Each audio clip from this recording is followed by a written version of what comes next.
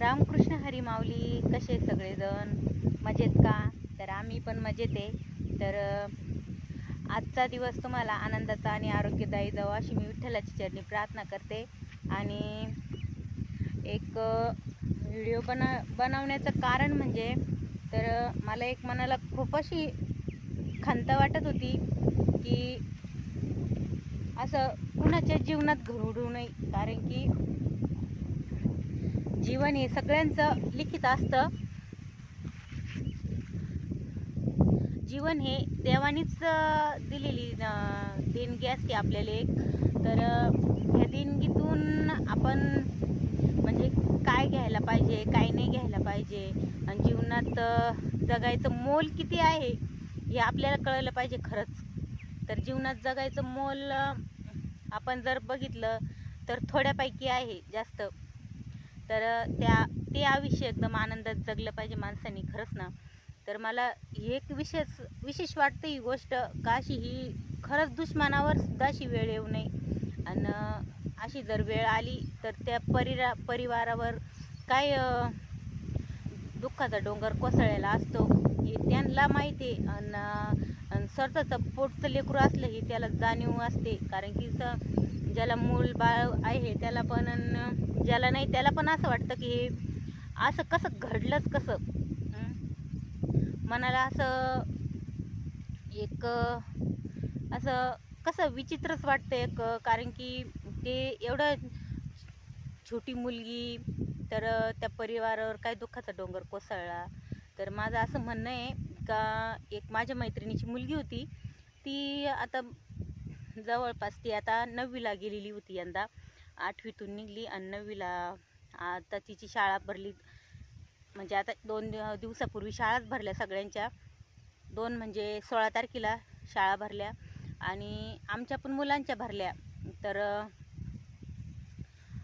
ती शाळा आदल्या दिवशी मुलींना आईसोबत भरपूर असं शेतामध्ये काम करू लागली, लागवड करू लागली. का बरं? तर आई एकटी होती म्हणून.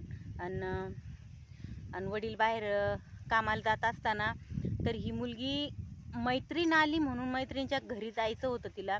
तर म्हणजे मैत्रिणीसोबत जायचं, तिला सांगितलं फोन करून का आम्ही येऊ राहिलो म्हणून. तर आता मैत्रिणीला वाटलं की ही लगेच येते का नंतर येते ते काही कळलं नाही तिला, पण मग येऊ राहिलं म्हणून सांगितलं. तर तिच्या चुलतीसोबत ती बोलली 2 शब्द. बोलता बोलता ती पुढं निघून गेली. चुलतीला म्हणे की मी चालले माझ्या मैत्रिणीच्या घरी. मैत्रिणी मामाची तर शाळेत होती आणि ती भेटायला म्हणजे सुट्टीला येईल होती, तिला जायचं होतं म्हणून ही भेटायला गेली. तर भेटायला जात असताना तर ही शेतातून गेली. चिखलात तो पाऊस झालेला होता ना, तर शेत तुडीत गेली ती आणि चिखलाने पाय भरले म्हणून तिला वाटलं मी पाय धुवून आणि मग स्वच्छ करून तिच्या घरी मी जाईल. पण असं न घडता पाय धुवायचे बाजूलाच राहिले. तर त्या मुलीना शेजारी एक शेतकऱ्याची विहीर होती, त्या विहिरीच्या कडेला गेली आणि जिथं आपलं मोटर ठेवायचं ते पहिलं जुन्या लोकांचं होतं ते तिरपास खाली पाणी जायला, म्हणजे पाणीचा वाहून जातो खाली विहिरीमध्ये पण, आणि तिथं ठेवण असायचं एक मुरमाच्या जागेवर. तर तिथं जुन्या लोकांचं मोटरी ठेवायचं असायचं. तर ते मोटरी ठेवणापाशी गेली मुलगी. पाणी घ्यायचं बाजूलाच राहिलं, पण ती जशी वरून घसरली ना तशी विहिरीत गेली. तर तुम्ही सांगा त्या मुलीवर किती घाबरली असून ती मुलगी, आणि किती घाबरट झाला असून त्या मुलीचं. तर तुम्ही जर बघितलं ना तर मुलगी 9वीला असलेली मुलगी, तिला समजलं नाही की हा चिखल झालेला आहे का, आपण खाली जाऊ का घसरवू काही तिनं मनावर धरलं नाही. तिला फक्त मनात काय का आपल्याला पाय धुवायचे आणि मैत्रिणीच्या घरी जायचं असं वाटलं तिला मनामध्ये. पण असं न घडतं ती मुलगी विहिरीत गेली. तर आता लहान जीवाला कितीक लागतं, 9वीला होती ती, तिला काही एवढी समज नव्हती. म्हणजे मनात नाही आलं का तिच्या असं घडण म्हणून आपल्यासोबत. पण ती गेली, ती म्हणजे मी पाय धुवूनच जाणार चिखलाचे. तर पाय धुवायला जाताच तिच्या घसरल्याने ना तिचा दुर्दैवाने मृत्यू झाला विहिरीत पडून, माझ्या मैत्रिणीचा मुलीचा. तर ती मुलगी 9वीचं वह्या पुस्तकं शाळेची पूर्ण तयारी केलेली होती तिनं, कारण की दुसऱ्या दिवशी शाळा भरायची होती ना 16 तारखेला. तर आदल्या दिवशीच असं झालं.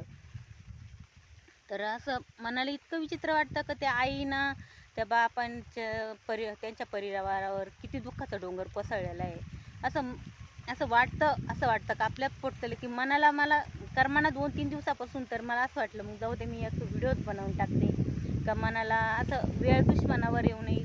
त्या आईनं 9 महिने 9 दिवस पोटात वागवलेलं असतं त्या बाळाला. त्या आईच्या मनाला काय वाटतं तर ती एका आईलाच कळतं खरंच ना का ही परिस्थिती काय आहे. आणि ते बाप जर बघितलं आपण तर तिथलं वातावरण जर बघितलं ना तर बघावं नाही वाटत. ते वातावरण इतकं विचित्र झालेलं आहे. तर असं इतकं मोठं दुःखाचा डोंगर त्या परिवारावर कोसळलेला आहे. आजी आजोबा निरळच सांगतात मुलीची कथा.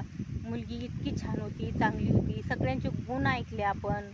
आपले पण डोळे भरून येतात कारण की मुलगीच तशी होती ना. खूप चांगली होती मुलगी पण 9वीला जात होती. समजूतदार होती ती सगळ्या गोष्टीत, पण एका गोष्टीत ती थोडीशी चूक झाल्यामुळं एवढं मोठं हे घडलं रामायण. तर खरंच असं घडायला नाही पाहिजे. तुम्ही पण काळजी घ्या सगळेजण. आपल्या छोट्या लेकरांना विहिरीच्या कडेला म्हणा, कुठं असं तळ्याच्या कडेला असं जाऊन द्यायचं नाही. का माझं हे सांगणं ह्या व्हिडिओतून का आपण पण शेतकरी सगळेजण तर मुलांकडे लक्ष द्या. आपण गेलं तर सोबत जावा मुलांच्या. आपण बी मुलं गेले तर त्यांच्यासोबत जावा असं माझं म्हणणं. तर काळजी घ्या सगळेजण. तर आता काही घटना पानकळ्यात होतच असतात. तर माझं एवढं सांगणं होतं का सगळ्यांनी काळजी घ्यावं.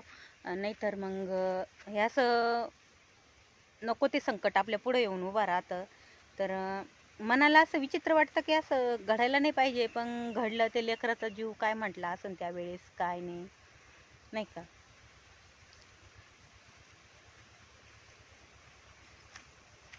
तर ऊन पण खूप पडलंय. पाऊस 2-4 दिवसाचा चालूच होता, त्याच्यामुळं हे अशी गोष्ट घडली.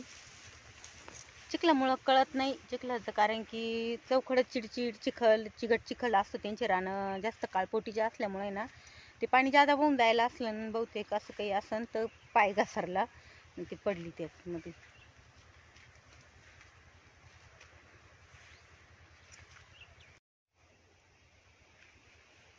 चला मग आजचा व्हिडिओ इथपर्यंतच. तर चला दीदीला मग भावपूर्ण श्रद्धांजली देऊ आपण. रामकृष्ण हरी माऊली. चला बाय.